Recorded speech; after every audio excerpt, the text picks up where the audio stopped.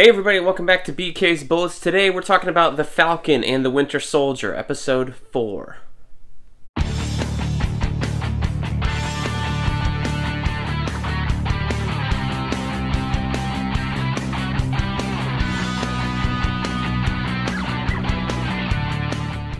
Hey everybody, welcome back to BK's Bullets. As always, I'm your host, Brent. We're going to do a review of The Falcon and Winter Soldier, Episode 4, entitled The Whole World is Watching.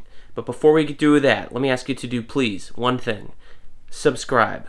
Helps me out, helps you out, lets you know when I post new videos. Hit that bell if you want an instant notification. Like and share the videos down below. Helps the channel grow. Thank you very much. Now, remember how last week I was kind of ho-hum on this whole series? Well, after this week, I'm in. I'm so in. This week was tense, and I was feeling the tension building at the end of the episode. And then I went, ooh, just as the episode ended, as I'm sure you all did with that final shot. Mind-blowing. Just laying it on thick. Just taking it. I mean, I'm wearing my Captain America shirt, funnily enough. This one does have kind of, I don't know if it's blood or if it's just the paint. We'll call it paint dripping on the shield. But certainly not an image one would want to see normally, blood dripping off Cap's shield. Man, what an ending. What an ending. We had the great scene in the very beginning of Ayo, the Dora Milaje, coming in and talking to Bucky, finishing their conversation where we left off last week. We had the flashback of her helping him get deprogrammed from all those code words and stuff that he had Hydra implanted him to turn him into the Winter Soldier. That was a great scene. And then the whole crew of the Dora Milaje show up in Latvia, where they're at in Riga, and just fighting John Walker and you know, Bucky and all that stuff, and just boop, boop, boop, boop, boop, like just punching I don't know, I guess pressure points on his big arm chest plate, because he's got the arm and he's got this big chest plate. There's so much to love in this episode. I was really impressed and really enjoyed watching it. And as I was watching it, the tension's going higher, and you had that little violin after, you know, so Lamar died, and poor Battlestar. You know, you had that tension building throughout it. I mean, they were playing like one instrument the entire time with music as that fight was going on towards the end of the episode, and you could feel the tension building as soon as he's like, you know, as soon as John Walker's checking on Lamar, shaking his cheeks. You know, this is his best friend for a long time. They've seen a lot of stuff together. So for him to die, you know, I just knew he was going to lose it. And they especially showed that he had was already on edge. You know, when he was waiting for Falcon to talk to Carly Morgenthau, the leader of the Flag Smashers, he was already on edge. It seems like there was already something wrong in his brain. Something was ticking. And I was like, this is kind of weird to introduce this at this point. But it was, I don't know if there were scenes that got cut or ideas that got cut or whatever. But I'm glad they did it, because I mean, they had a little bit last episode to show you that he wasn't quite as nice as Steve Rogers was. And they used the beginning part of this episode to show you that, yeah, he's a little messed up in the head a little bit. He probably has some PTSD, you know, from what him and Lamar went through in Afghanistan. They talked about it, and it looked like a train station or cafe or whatever when he was doing the autographs. So obviously they've done some terrible things in battle that they didn't want to do, and it's messed with him, I think. And that's what you saw him going, no, this is wrong. So we don't know what the story was in Afghanistan, if they got ambushed or had to escape. Obviously they had to hurt a lot of people that they didn't want to.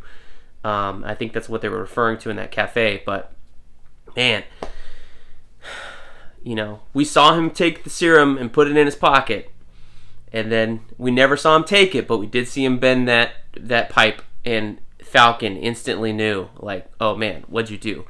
Here I thought, with all these different vials, I mean, you know, Carly pulled him out of the grave early in the episode, and I was like, oh, well, there they are. Maybe we'll all get super soldier shots, you know, like, here's one for Falcon. I thought Bucky didn't have one. I guess he does.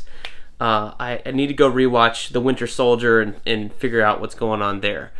I mean, it was clear he was more than a match for Cap in that movie, but then I remembered, I think it was Civil War, the fight with Bucky and the police and Captain America in the stairwell. As soon as Bucky's jumping in the stairwell here in Latvia, I instantly remembered that fight. I was like, oh yeah, he can jump really high too, so he must have something to him.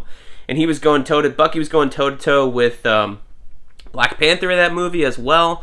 So obviously, I think Bucky has the super soldier serum, safe to say at this point. And they pretty much referred to him as a super soldier here in this episode. So we'll leave Bucky out of it. But I thought maybe Falcon's going to get a shot at the end. You know, who knows? Certainly didn't expect there to be only one, and for John Walker to take it off screen, that was kind of a shocker. I thought maybe you would have seen him ingest it or shoot it or, you know, whatever the heck was going on. But yeah, I guess we didn't really need that scene. As soon as he bent that pipe and Falcon stopped in his track and said, "What'd you do?" We knew what he did, basically. So, you know, narrative storytelling. You don't need to show everything to tell the audience something. So they used that pretty good in this episode. And the whole conversation, like, you know, I was waiting. The end of the episode really got me in, you know, with the fight and stuff like that. I was like waiting for stuff to happen. There was a whole lot of talking at the beginning. But I did like the conversation between Falcon and Carly at her friend's funeral, her aunt's, her godmother, whatever you want to call this woman that helped her out and saved her. Really like that conversation of Falcon pointing out, like, you know, Zemo thinks you're a supremacist, and he knows more about super soldiers than anybody. So what does it think you're doing? I really enjoyed that whole conversation. I thought was really, really effective, and it's certainly a commentary on today's politics, at least here in America, of some people who believe one thing versus the others. You know, what is it you really believe? If you think people are standing in your way and you're willing to trample over them, you're pretty much a supremacist. You know, if it's all about the preservation of you and your group, you're a supremacist. Whether you want to put a label on it in front of a supremacist, that's what it is. And I thought that was laid bare very well, very clearly. So hopefully there are some people watching this show that might take a lesson or two and realize that blood on the shield is not something we want, especially as Americans. You know.